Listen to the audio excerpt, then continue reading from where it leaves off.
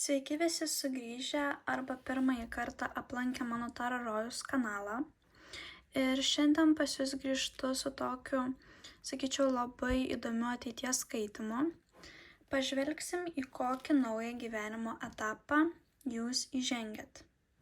Aptarsime iš tikrųjų nemažai aspektų ir pagrindiniai tai bus tiesiog nauja jūsų versija, naujas gyvenimo būdas, galbūt kažkokie tai tam tikri aspektai, kurių svarba išryškės, pasiekimai, kliūtis, tai, ką turite paleisti, kur susitelkti ir apskritai, kas netikėto jūsų laukia. Tai pastebėjau, kad nemažai žmonių, tarp kurių ir aš šiuo metu eina per transformacinį periodą ir mes kone mintimis ir savo veiksmais susikuriame tą naują realybę, tą gyvenimo versiją, į kurią norime įžengti. Tai būtent dėl to šiandien aš noriu tai ir panagrinėti. Norint gauti savo būrimą, išsirinkite vieną iš grupių. Pirmoji bus tiems, kurie pasirinks šį mėlyną talismaną. Antroji tiems, kurie pasirinks Nazarą. Na ir trečioji tiems, kurie pasirinks štai šį permatomą talismaną. Aprašyme palieku laikus, kad galėtumėte iš karto pereiti prie savo būrimo ir susitiksime ten. Labas visiems pasirinkusiems pirmąją grupę. Tai yra šis mėlynas talismanas. Ir jau išmečiau keletą kortų, kad tiesiog sklandžiau vyktų procesas. Ir noriu pradėti nuo orakulo žinučių. Pati pirmoji yra tokia apie meilę. Kai aš esu lydimas, vedamas meilės, kiti žmonės mane gerbia. Tai iš tikrųjų labai tokia graži žinutė ir turinti labai plačią prasmę galbūt. Nes čia man į galvą neateina ta tipinė meilė, kurią mes įsivaizduojam romantinė. Man čia ateina meilė pasauliui, meilė aplinkiniams ir apskritai aplinkai. Ir kai mes ateinam su tokia intencija, kad kitam žmogui norėtume padėti, kad norėtume įsigilinti į jo vidinį pasaulį, žmonės ir apskritai bet kokias sritis, ką mes darom, jaučia tą energiją, sakykim, ir tuomet mes mainais gauname pagarbą. Kita orakulo žinutė yra labai susijusi vėlgi su meile, bet dabar kalba eina apie meilę savo. Tai taip pat iš šitų orakulo kortų yra viena labai panaši žinutė. Tai ten sako, išvardinkit visus dalykus, kuriuos mylit, visus žmonės, ir tuomet klausia, kurioje vietoje esate jūs. Nes dažniausiai mes pamirštame būtent save visame meilės procese. Ir šiuo atveju tai korta skatina tiesiog jausti savo daugiau meilės ir užuojautos kasdienybėje. Ir pažvelgti į save taip, tarsi žiūrėtumėte į mylimą žmogų. Jeigu jūsų empatija ir užuojauta nėra, jeigu toje užuojautoje jūs nesate to dalis, tai ta visa empatija ir meilė pasauliui ji nėra pilnavertė. Taip, tai tokios žinutės iš orakulų. Ir dabar pereinam prie taro kortų. Tai pati pirmoji, tokia kaip yra sritis, yra jūsų naujoji versija. Ir čia paimu 2 kortas. Tai yra, sakyčiau, toks perėjimas iš nostalgiškos būsenos ir savęs aplinkybių kaltinimas dėl to, kokių galimybių jūs neišnaudojat. Tai gali būti negebėjimas paleisti praeities, ypatingai santykių ir tiesiog pastovus toks liūdesys dėl to, ką jūs praradot. Ir ši energija pereina į kažką, kas nori naujovių, kas nori mokytis, kas yra pasiruošęs įgyvendinti turimas idėjas ir mokytis. Svarbiausia yra mokytis, nebijoti svajoti, nebijoti pasirodyti kitiems, galbūt netgi kažkaip tai nerealistiškai. Tai yra toks labai gražus perėjimas iš to, kad ką aš bijojau paleisti ir kaltinimo savęs, vėlgi su meilė savo, ir tai, kad ką aš dar turiu ir ko galiu išmokti. Ir būtent svarba yra palikimas to, kas atgyveno, nepriklausomai nuo to, kiek pastangų įdėta, kiek meilės buvo, kiek gražių akimirkų. Pasirodo, kad ta gyvenimo akimirka, tas momentas jau davė visą, ką galėjo. Ir norint augti ir tobulėti, belieka tik išeiti ir surasti laimę svetur. Vienas iš tokių didesnių pasiekimų tai nusimato būtent asmeniniuose laimėjimuose ir tai, kad suprasit savo panašumą su kitais žmonėm. Jeigu reikėjo palikti kažkokius santykius ar kažkokią tai aplinką, tai čia yra užuomina, kad jūs mainais gausit kažką geriau. Ir jums tik reikia to tokio pasitikėjimo, sakykime, aukštesnė jėga. Nes tikrai ateina kažkas gražaus ir kažkoks tai asmuo, kuris sugebės su jumis pasidžiaugti visais pasiekimais, visų džiaugsmu. Jeigu yra aktualu, tai gali būti ir romantinė santuoka. Gali būti kažkoks tai įsikūrimas į naują gyvenamąją aplinką. Ta tokia iš jūsų matoma kliūtis, baimė, tai yra viso progreso greitis. Atrodo, kad jau suvokėt, ką turit paleisti ir manot, kad labai greitai galėsit gauti rezultatus. Bet dėja taip neveikia ir gijimas nėra linijinis procesas. Jis pas mus apsilanko ciklais, kai jau atrodėm, kad išgijom, gaunam kažkokių tai naujų dirgiklių, naujų prisiminimų. Ir reikės iš tikrųjų laiko tam mokymuisi ir tų naujų žinių suvokimui ir galbūt tos užuojautos, meilės tiek savo, tiek pasauliui pritaikymą kasdienybėje. Nes kaip ten bebūtų, visgi tai nėra jūsų, galbūt, kaip čia išsireikšti, natūrali būsena. Ir prie tokio gyvenimo būdo reikia šiek tiek laiko priprasti, nenorėti labai greitų rezultatų. Pažiūrėsim dar kelis aspektus apie jūsų naują gyvenimo etapą.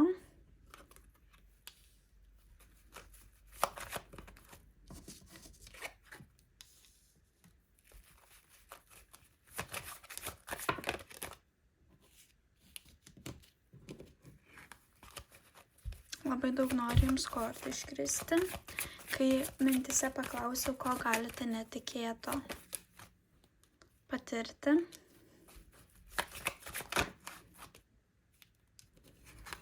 Gerai, kadangi jau atsivertė, tai taip ir palikim. Tai visų pirma yra jūsų susitelkimas į vieną idėją. Jūs, sakykime, perėjot į naują suvokimą apie gyvenimą, ar tai būtų susiję su santykiais, ar tai su darbu, jūs labai aiškiai žinot, ką turi daryti. Ir turi tuo keliu ir eiti. Neleisti aplinkybėms kažkaip tai bandyti supaprastinti jūsų idėjų ar paklausyti kažkokio tai pašalinio žmogaus patarimo, kuris sako eiti kitą linkmę. Patarimas jums yra išlaikyti savo įsitikinimus ir tą naują gyvenimo būdą. Laikytis tų įpročių. Ir vėlgi, kaip ir minėjau, paleisti tos tokius galbūt paviršutiniškus ryšius, nes taip, to palaikymo jūs sulauksit iš žmonių, kurie intuityviai su jumis rezonuoja.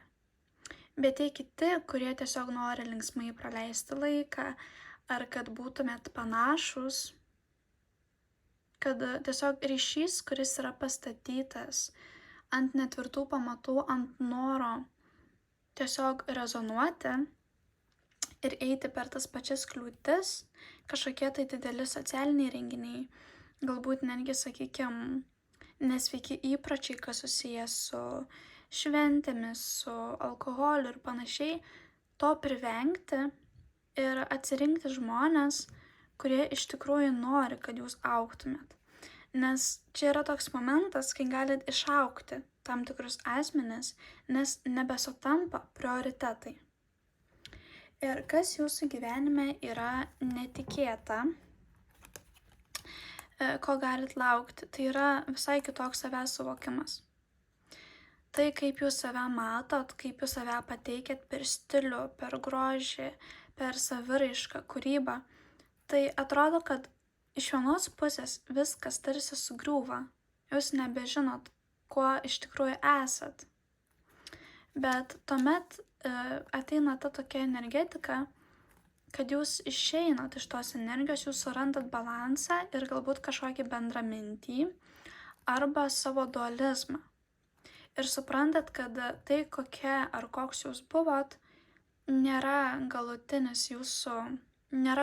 jūsų versija. Tai nėra kelionės pabaiga. Ir kad jūs neturit turėti kažkokių konkrečių nusistatymų, kad jeigu jums patiko tam tikra spalva, ar turėjo tam tikrus politinius, sakykime, įsitikinimus, tai gali kisti. Ir kad jūsų tam tikri įsitikinimai, ne tai, kad gali pasikeisti, bet, sakykime, prisitaikyti nuo situacijos. Tai nereiškia, kad jūs atsisakot savo vertybių.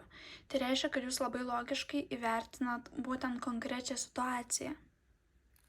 Ir tame ateina džiaugsmas, ateina toks vaikiškas naivumas ir gebėjimas pasidžiaugti tiesiog buvimu čia ir dabar. Ir ta tokia saviraiška, kuri nėra apribota senų įsitikinimų, kad aš rengiausi taip, aš turiu tokį įvaizdį ir aš galiu save atskleisti tik tam tikrais būdais. Gali atsirasti kažkokios veiklos, kažkokie daiktai, kurie jums dabar labiau rezonuos ir kurie turės tokią svarbę reikšmę, kuriuo anksčiau net nepastebėdavot savo gyvenime. Tai dar kartą primenu, kad labai svarbu šiame naujame gyvenimo etape yra meilė sau. Ir be abejo atsirinkti žmonės, kurie, kaip čia pasakyti, nesijaučia prastai, kad jūs tobulėjat, kurie nori, kad jūs augtumėt ir kurie supranta, kad yra tam tikros kelionės, kuriuose privalote eiti vienas. Ir kai kalba eina apie meilę, tai yra gebėjimas pamilti artimą ir save per pokyčius, priimti jų naujas versijas.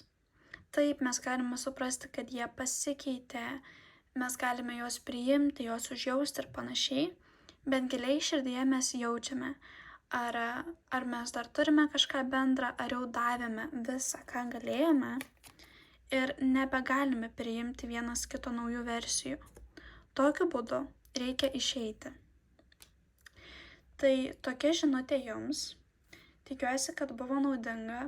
Linkiu sėkmės, rodant savo daugiau užuojautos, meilės ir iki kitų kartų. Labas visiems pasirinkusiems Nazarą.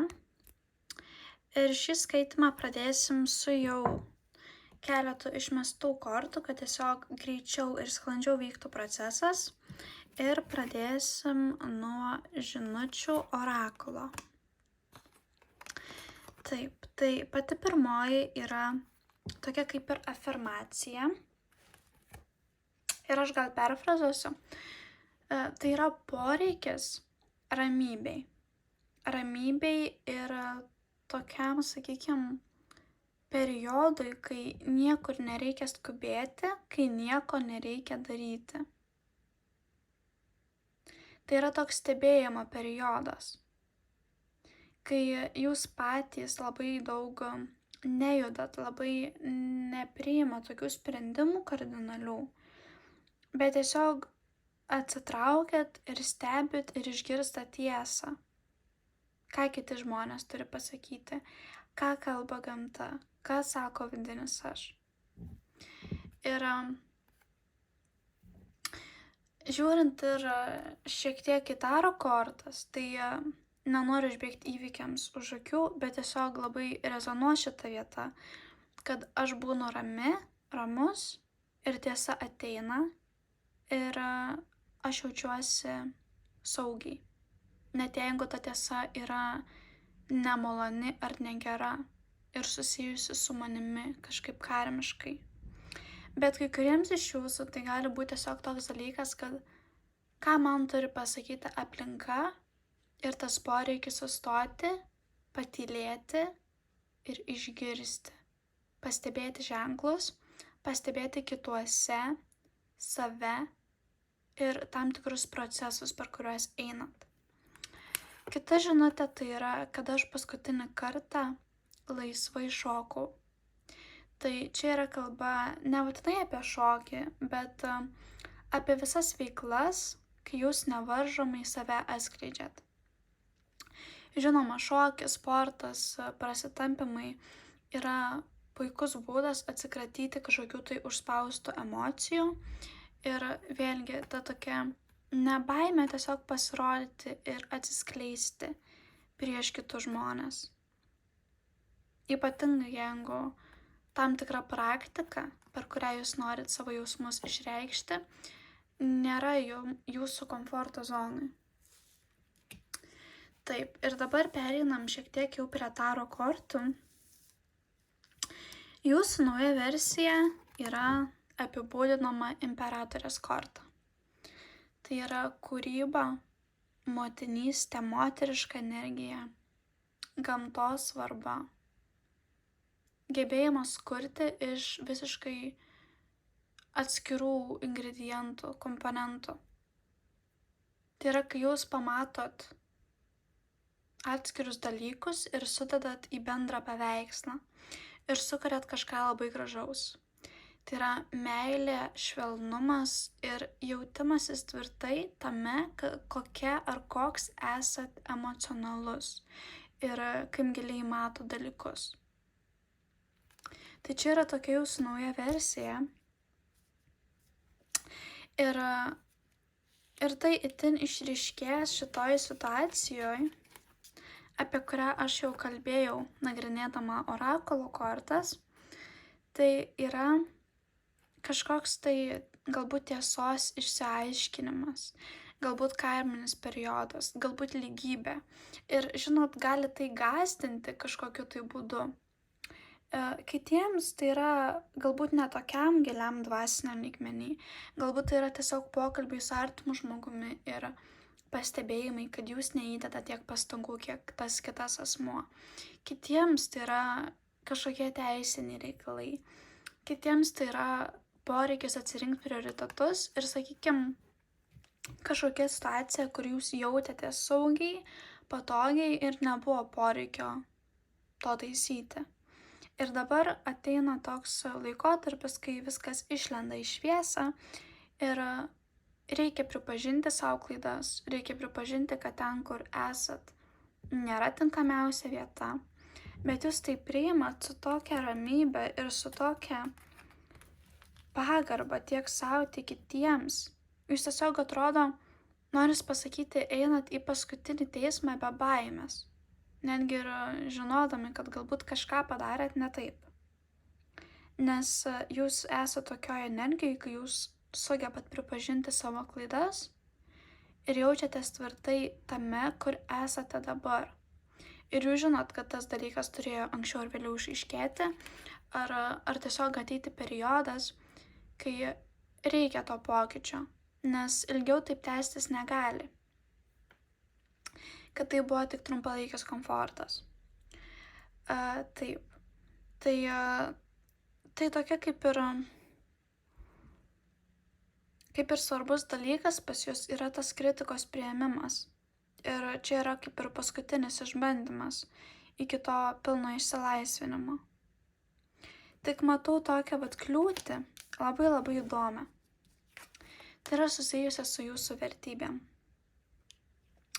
Jūs jaučiatės tvirtai tame, ką darot, jūs prisipažįstat, ką darėt ne taip, bet yra ta tokia graužatis dėl to, kad arba jūs neatitinkat keliamų reikalavimų šeimos, nesilaiko tradicijų, nesilaikot ar tai religijos, ar tai kažkokios dvasinės tiesos, kurią jūs tikėjot. Nes tas jūsų dabartinis gyvenimo būdas ar tam tikri konkretus poelgiai panašu, kad neatitinka jūsų vertybių. Ar to, kas manėt, kad yra jūsų vertybės ir rodikliai, normos gyvenime, pagal kurias privalote eiti. Tai griūva ta tokia tarsi vertybių sistema ir atsiranda egzistencinis klausimas, o kas aš esu be tų dalykų, kas blogiausia gali atsitikti, kaip mane gali nuteisti, jeigu aš nesielgiu tinkamai, bet man yra patogu. Ir tas nesielgimas tinkamai, tai nebūtinai turi būti kažkokia tai nusikalstama veikla. Tai gali būti kai kuriems iš jūsų labai tokie kasdieniai dalykai, kurie atneša laisvę, kaip saviraiška, pasipriešinimas prieš gyvenimo būdą, kurį bandė įpiršti šeima ar panašiai. Bet jums tai yra kažkoks kosmosas, nes jūs to anksčiau nedarydavot ir jūs bijodavot maištauti.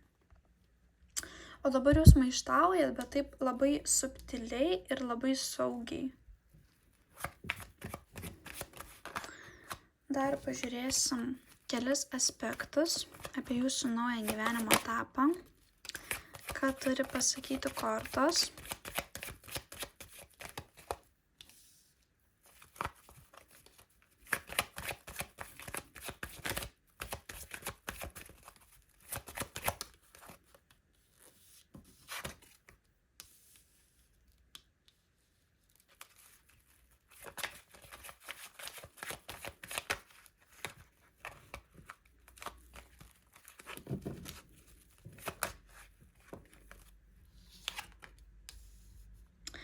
Taip, tai pas jūsų yra labai toks poreikis klausyti savo intuicijos ir galbūt netgi bendrauti su aukštesnė jėga. Ar tai yra religija, ar tai yra kažkokios tai kitos dvasinės praktikos, meditacijos ir panašiai, bet neapleisti tos gyvenimo srities, nes per ją ateina labai didelis suvokimas savęs. Ir šitoj vietoj noriu priminti, kad nėra tokio dalyko, kuris duotų atsakymus. Nėra tokio įrankio, magiško, kad ir sakykime taro kortos. Taip, tai yra įrankis, tai yra būrimo įrankis, su kuriuo galima šiek tiek pažiūrėti ateitį, pasigilinti dabartiniai situacijai. Bet iš tikrųjų, kas tai yra įrankis, per kurį kalba intuicija. Ir kad ir kokių būdų jūs imtumėtės, čia esmė yra būtent intuicija ir susijungimas su ta aukštesnė jėga, su kažkuo, kas jums duoda energijos. Ir šitoj vietoj nereikia skubėti. Ir venkit kažkokių tai skubotų sprendimų. Jeigu atrodo, aš jau žinau pasekmes, aš galiu daryti bet ką ir vis tiek jaustis gerai, tai nereikia skubėti ir nereikia aklai nerti į kažkokius tai nuotykius. Čia reikia šiek tiek vis dėlto tos ramybės ir įsiklausimo, kur jaučiat, kad verta eiti, o kur jau šiek tiek galbūt ateina ego ir spontaniškumas ir galbūt netgi noras kitiems įrodyti, kad aš galiu daryti bet ką, ką noriu. Tai nėra jūsų aukštesnės versijos siekiai. Ir kas jūs nustebins, jeigu jūs, žinoma, išliksit šitą energiją ir klausysit savo intuicijos, nebėgsit, neskubėsit ten, kur jums ne vieta, tai yra palaikymas. Ypatingai tos pačios lyties atstovų. Tai yra džiaugsmas, tai yra suvokimas, kad yra žmonių, kurie jūs priima ir nori kolaboruoti dėl to pačio emocinio tikslo, kurie jūs supranta ir kurie yra iš esmės arba panašus, arba tiesiog priima jūs tokius, kokie jūs esat. Ir čia yra atradimas savęs bendruomenėje.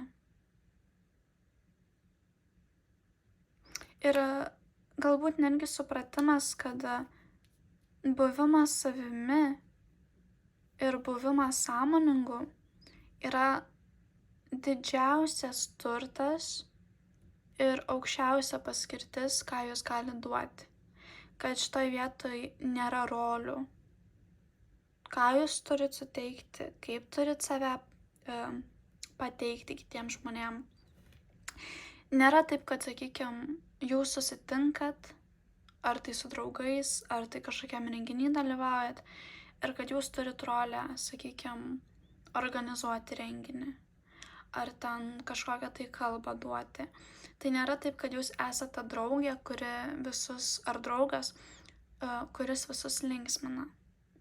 Tai yra taip, kad jūs ateinat tokie komplikuoti, kokie esat, ir esat mylimi, ir jaučiatės reikalingi, ir duodantis pakankamai tiesiog savo esybę, ir tuo, kad pasirinkot savo energiją ir laiką dovanoti būtent duotajam įvykiui. Labai, labai įdomi ir graži žinutė, tokia, sakyčiau, pakankamai jautri. Labai įdomu, jeigu kažkas pasirinko šią grupę, kaip jūs rezonuojat, kaip su tuo susidursit, tikrai laukiu komentarų. Jeigu nėra pernelyg asmeniška arba galbūt norėsit ir asmeniškai susisiekti, tai linkiu iš tikrųjų tokios drąsos pripažinti save ir jaustis gerai bet kokiam chaose, atrasti ramybę chaose ir savo komplikuotoje galbūt asmenybėje. Tai ačiū, kad žiūrėjot ir pasimatysim kitą kartą. Labas visiems pasirinkusiems trečiąją grupę ir šį permatomą talismaną, skaidrų talismaną. Ir jau kaip matot, šiek tiek esu kortų išmetusi, kad tiesiog procesas vyktų sklandžiau. Ir pradėsim žinutę nuo orakulų. Taigi, pati pirmoji yra apie klaidas. Ir kad nėra tokio dalyko kaip klaidos, viskas vyksta pagal visatos planą. Ir kad esate lydimi, vedami ten, kur jums vieta būti, kur galėtumėte augti ir mokytis. Ir šitoj vietoj noriu pridurti, kad tie dalykai, kurie jums atrodo, kuriuos identifikuojat kaip klaidas, tai jie net nėra klaidos, tai yra įvykiai, kurie jūs išmoko tam tikrų pamokų. Ir be jų nebūtume dabartinė savo versija ir neturėtume tam tikrų žinių, galbūt nebūtume tokie atsargus arba priešingai drąsūs tam tikrose srityse, jeigu neturėtume tos patirties. Tai yra toks kaip ir poreikis savo atleisti už tai, ko nežinojot anksčiau, nes tik tokiu būdu dabar turite šias žinias ir suprantat savo progresą. Kita žinutė yra, ar aš atsiprašinėju už savo tiesą. Tai galit susidurti su tam tikrais asmenimis ar įvykti kažkokia situacija, kur jūsų jausmai ar reakcija bus sumenkinama. Bandys jums įrodyti, kad reagavot neadekvačiai. Ir šitoj vietoj pagalvokit, ar tas žmogus yra teisus, ar iš tikrųjų peržengia tą situaciją jūsų ribas ir tai netitinka jūsų įsitikinimų, jūsų vertybių ir jūs buvot kone priverstas atsiprašyti už tai, ko šventai tikit, ar už tai, kaip jūs pasijautėt. Tai tiesiog tokia bus reikalinga akimirka savirefleksijai, ribų nubrėžimui. Ir galbūt netgi patarčiau prieš atsiprašant labai sąmoningai pagalvoti, ar iš tiesų padarėt kažką blogą ir ar jūsų reakcija buvo tinkama, o jeigu ir netinkama, galbūt buvo priežastis. Kažkoks tai labai nemalonus, netinkamas dirgiklis, kodėl tai pasielgėt. Ir galbūt neturėtumėt atsiprašyti. Arba atsiprašymas turėtų būti abipusis. Taip, dabar pereinam prie taro kortų. Ir jūsų nauja versija yra susijusi su karjeros pagunda, su ekspansijos pagunda. Ir štai vietoj tai yra toks jausmas, kad, sakykime, norit pripažinimo, norit būti tokioj vietoj, kur galit augti be ribų, kur būtumėt pripažinti, bet neatsižvelgiat į kelionę. Galbūt turit kažkokį tai pavyzdį, ar tai populiaraus žmogaus, ar pažįstamo, kuriam sekasi ir yra poreikis jį kopijuoti, arba eiti lengvesniu keliu. Žodžiu, kažkas, kas yra ne jums. Vien dėl to pripažinimo, saugumo, galbūt tai materialios sėkmės. Ir šitoj vietoj tai būtent yra poreikis atsitraukti ir priminti savo, ko jūs norit, koks jūs esat, kokios jūsų vertybės ir toliau jas puoselėti, nes būtent tai pritrauksit galimybes, kurios yra jums naudingos ir kurios atspindi jūsų norus. Taip pat paklauskit savęs, ar tie dalykai, kurių jūs siekiat, ar tikrai yra, ko jūs norit, ar tai kyla tik iš lyginimuose su kitais, o iš tikrųjų net nėra kažkas, kas jums būtų svarbu. Ar tai daro dėl savęs, ar dėl kitų. Ir žodžiu, nesivelkit į tai, kas ne jums dėl pinigų, arba į kažkokius tai toksiškus ryšius. Reikia pagalvoti, sąmoningai save stebėti ir žiūrėti, ar nenukrypstat į senus, nesveikus įpročius, kaip susidoroti su sunkumais, su emociniu skausmu. Žodžiu, eiti savo keliu. Ir labai yra svarbu dabar tas teisingumas. Tiesiog kaip ir savo prisipažinti, kuo aš esu ir ko aš noriu ir kodėl aš taip jaučiuosi, kodėl tie dirgikliai mane taip veikia aplinkos, kodėl aš manau, kad galbūt pakeitus, kaip aš save pateikiu, ar savo talentą, savo darbą, savo pačią mintį projekto, aš būsiu labiau mėgiamas arba mane aplankys sėkmė. Kodėl man ta sėkmė yra tokia svarbi? Reikia pripažinti savo visas tas priežastis ir kapstyti giliau, dirbti su savo šešėlinė puse. Ir reikalingas yra laikas tiesiog kantrybei, puoselėti tą kantrybę. Ir ta energija, matot, koks yra tas toks balansas iš vienos taurės į kitą. Tai yra skirtingos sritis, tai yra davimas ir gavimas atgal. Tai yra susijungimas su keliomis stichijomis vienu metu.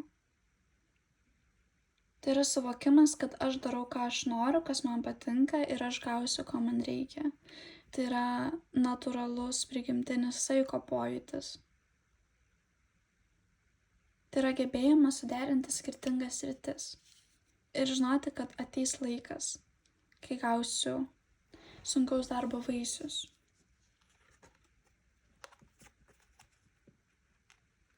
Ir čia išryškėja pas jūs kažkokie tai finansiniai nesklandumai, kurie galbūt ir skatina elgtis netinkamai.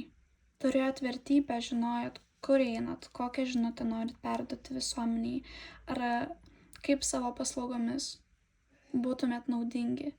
Ir to atsikratot, nes yra būdas, kur gautumėt daugiau pinigų. Ir atrodo, kad esat palikti likimo valiui kito žmogaus, nors taip nėra. Ir jūs turit pilną kontrolę savo gyvenime, tik reikia tai pripažinti.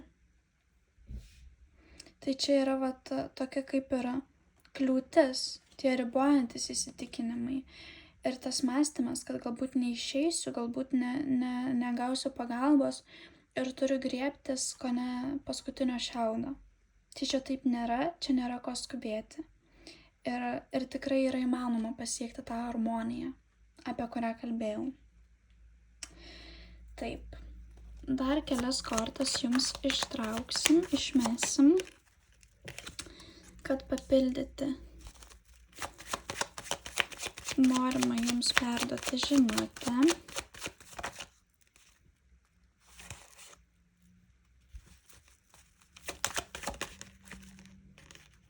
Iš tikrųjų, tai yra visiškas papildymas to, ką jau sakiau. Tai yra ženklas man, kad tikrai teisingai interpretavau žinutę, intuityviai. Tai pas jus yra poreikis susitelkti į savo nerimo priežastį. Į tų tokių neteisingų, netikros nelaimės pojūtį, į nemigos priežastis.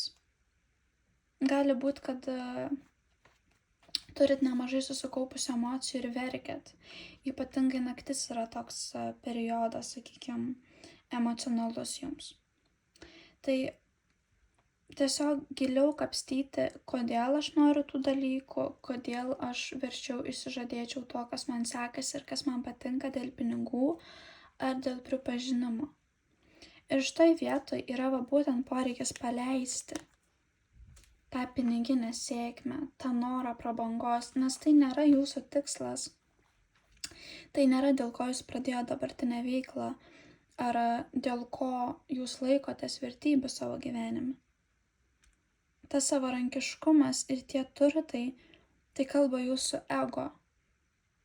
Ir jeigu jūs norit sėkmės, kad ir ne finansinės, tai nėra nieko blogo priimti pagalbą, patarimus ir jūs tikrai galit jos sulaukti. Tikrai nėra taip, kad jeigu kažkas paliko jūs nelaimiai ar ten apgavo kažkokiu būdu, kad tai turi pasikartoti.